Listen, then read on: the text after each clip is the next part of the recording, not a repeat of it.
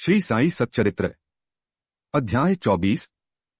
श्री बाबा का हास्य विनोद, चने की लीला, हेमाड़पंत सुदामा की कथा, अणा चिंचणीकर और मौसीबाई की कथा, बाबा की भक्त परायणता।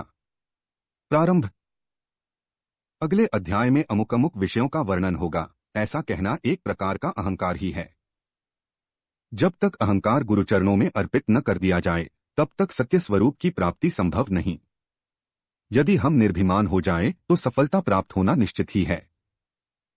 श्री साई बाबा की भक्ति करने से ऐहिक तथा आध्यात्मिक दोनों पदार्थों की प्राप्ति होती है और हम अपनी मूल प्रकृति में स्थिरता प्राप्त कर शांति और सुख के अधिकारी बन जाते हैं।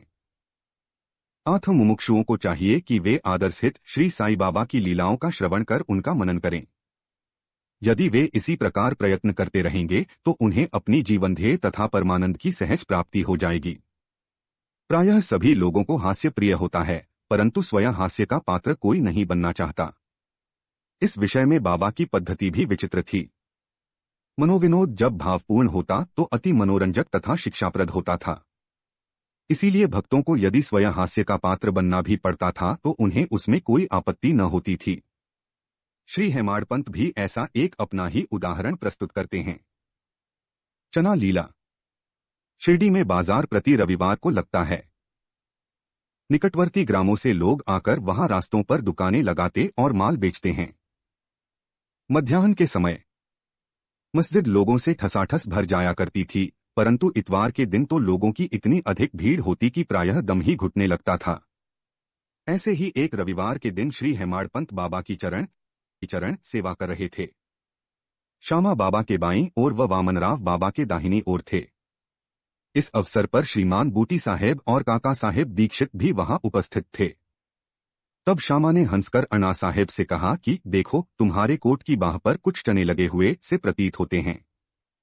ऐसा कहकर श्यामा ने उनकी बाह स्पर्श की, जहां कुछ चने के दाने मिले।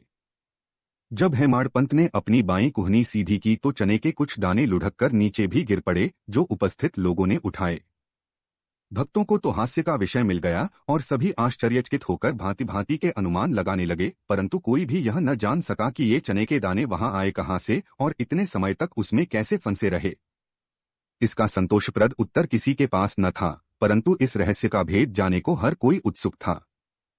तब बाबा कहने लगे कि इन महाशय अण्णा साहेब को एकांत में खाने की बुरी आदत है। आज बाजार का दिन है और ये चने चबाते हुए ही यहाँ आए हैं। मैं तो इनकी आदतों से भली भांति परिचित हूं और ये चने मेरे कथन की सत्यता के प्रमाण हैं। इसमें आश्चर्य की बात ही क्या है? हेमाड़पंत बोले कि बाबा, मुझे कभी भी एकांत में खाने की आदत नहीं है, फिर इस प्रकार मुझ पर दोषारोपण क्यों करते हैं? अभी तक मैंने शिरडी के बाजार के दर्शन भी नहीं किए तथा आज के दिन तो मैं भूल कर भी बाजार नहीं गया, तब उनके खाने की बात तो दूर है। भोजन के समय भी जो मेरे निकट होते हैं उन्हें उनका उचित भाग दिए बिना मैं कभी भोजन ग्रहण नहीं करता। बाबा, तुम्हारा कथन सत्य है, परंतु जब तुम्हारे समीप ही कोई न हो तो तुम या हम कर ही क्या सकते हैं? अच्छा बताओ, क्या भोजन करने से पूर्व तुम्हें कभी मेरी स्मृति भी आती है? क्या मैं सदैव तुम्हारे साथ नहीं हूं? फिर क्या तुम पहले मुझे ही अर्पण कर भोजन किया करते हो? शिक्षा। इस घटना द्वारा बाबा क्या शिक्षा प्रदान कर रहे हैं, थोड़ा इस ओर ध्यान देने की आवश्यकता है। इसका सारांश यह है कि इंद्रिय, मन और बुद्धि द्वारा पदार्थों का रसास्वादन करने के पूर्व बाबा का स्मरण करना चाहिए। उनका स्मरण ही अर्पण की एक विधि है। इंद्रिया विषय पदार्थों की चिंता किए बिना कभी नहीं रह सकती। इन पदार्थों को उपभोग से पूर्व ईश्वरार्पण कर देने से उनकी आसक्ति स्वभावतः नष्ट हो जाती है। इसी प्रकार समस्त इच्छाएं, क्रोध और तृष्णा आदि कुप्रवृत्तियों को पहले ईश्वरार्पण कर गुरु की ओर मोड़ देना चाहिए। यदि इसका नित्याभ्यास किया जाए तो परमेश्वर तुम्हारी कुवृत्तियों के दमन में सहायक होंगे। विषय के रसास्वादन के पूर्व वहां बाबा की उपस्थिति का ध्यान अवश्य रखना चाहिए। तब विषय उपभोग के उपयुक्त है या नहीं, यह प्रश्न उपस्थित हो जाएगा और आचरण में सुधार होगा। इसके फलस्वरूप गुरुप्रेम में वृद्धि होकर शुद्ध ज्ञान की प्राप्ति होगी। जब इस प्रकार ज्ञान की वृद्धि होती है तो दैहिक बुद्धि नष्ट हो चैतन्य घन में लीन हो जाती है। वस्तुतः गुरु और ईश्वर में कोई पृथक्त्व नहीं है और जो उन्हें भिन्न समझता है वह तो निरा अज्ञानी है तथा उसे ईश्वर दर्शन होना भी दुर्लभ है।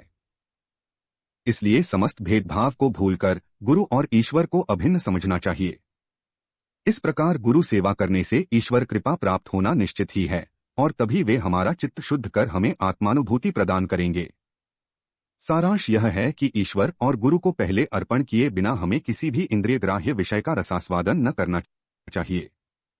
इस प्रकार अभ्यास करने से भक्ति में उत्तरोत्तर वृद्धि होगी।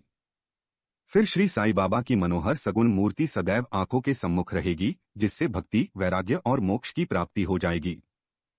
ध्यान प्रगाढ़ होने से क्षुधा और संसार के अस्तित्व की विस्मृति हो जाएगी और सांसारिक विषयों का आकर्षण स्वतः नष्ट होकर चित्त को सुख और शांति प्राप्त होगी। उपर्युक्त घटना का वर्णन करते करते हेमाडपंत को इसी प्रकार की सुदामा की कथा याद आई, जो ऊपर वर्णित नियमों की पुष्टि करती है। श्री कृष्ण अपने ज्येष्ठ भ्राता बलराम तथा अपने सहपाठी सुदामा के साथ सांदीपनी ऋषि के आश्रम में रहकर विद्याध्ययन किया करते थे। एक बार कृष्ण और बलराम लकड़ियां लाने के लिए वन गए।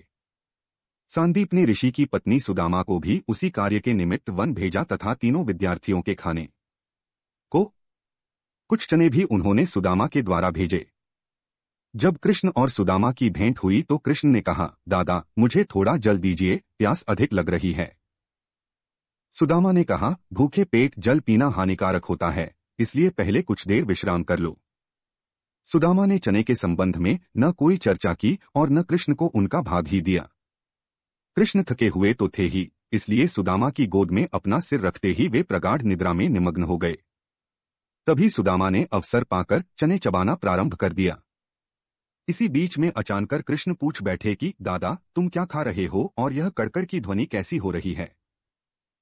सुदामा ने उत्तर दिया कि यहाँ खाने को है ही क्या, मैं तो शीत से कांप रहा हूं और इसलिए मेरे दांत कड़कड़ बज रहे हैं। देखो तो मैं अच्छी तरह से विष्णु सहस्त्र नाम भी उच्चारण नहीं कर पा रहा हूं।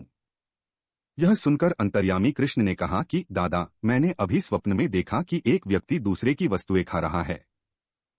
जब उससे इस विषय में प्रश्न किया गया तो उसने उत्तर दिया कि मैं खाक धूल खा रहा हूं। तब प्रश्नकर्ता ने कहा, ऐसा ही हो एवंस्तु। दादा यह केवल स्वप्न था, मुझे तो ज्ञात है कि तुम मेरे बिना अन्न का दाना भी ग्रहण नहीं करते, परंतु श्रम के वशीभूत होकर मैंने तुमसे ऐसा प्रश्न किया था। यदि सुदामा किंचित मात्र भी कृष्ण की सर्वज्ञता से परिचित होते तो वे इस भांति आचरण कभी न करते।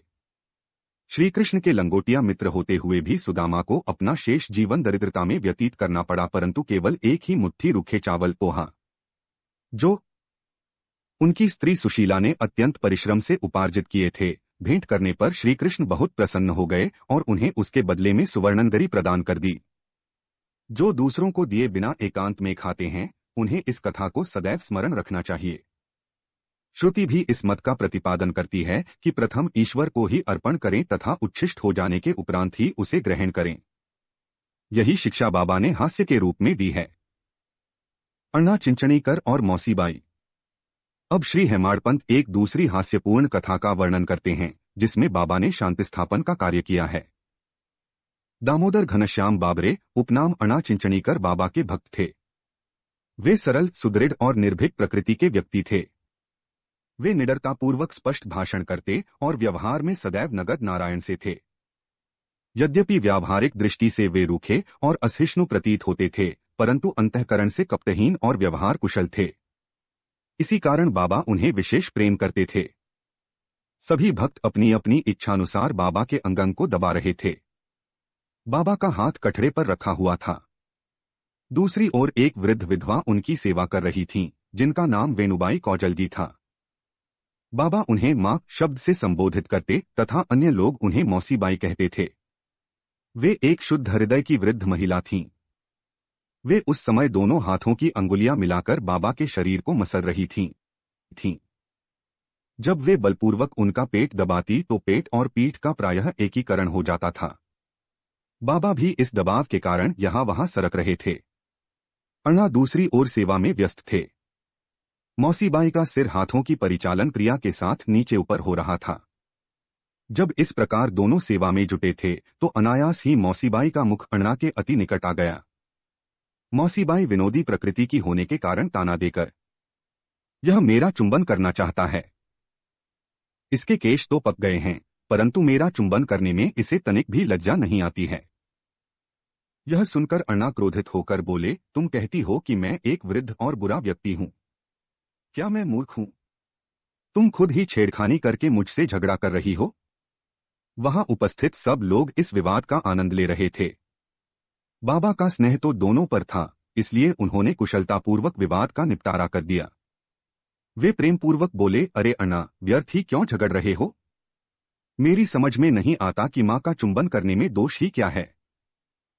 बाबा के शब्दों को सुनकर दोनों शांत हो गए और सब उपस्थित लोग भी जी भरकर ठहाका मारकर बाबा के विनोद का आनंद लेने लगे।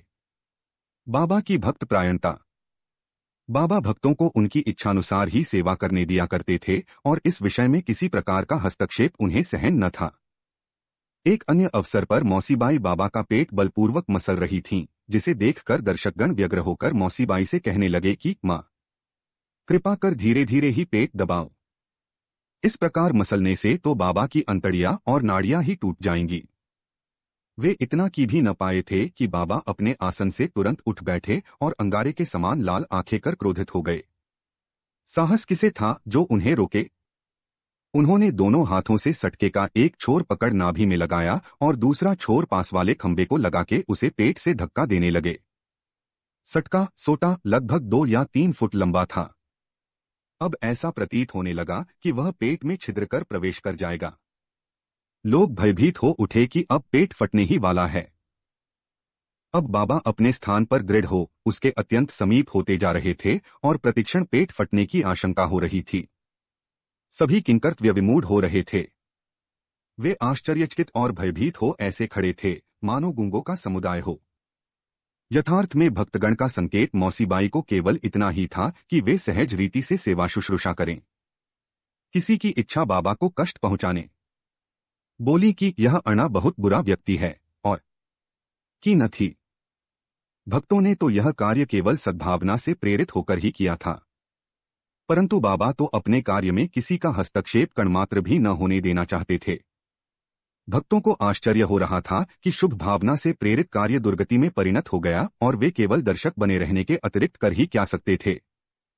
भाग्यवश बाबा का क्रोध शांत हो गया और सटका छोड़कर वे पुनः आसन पर विराजमान हो गए।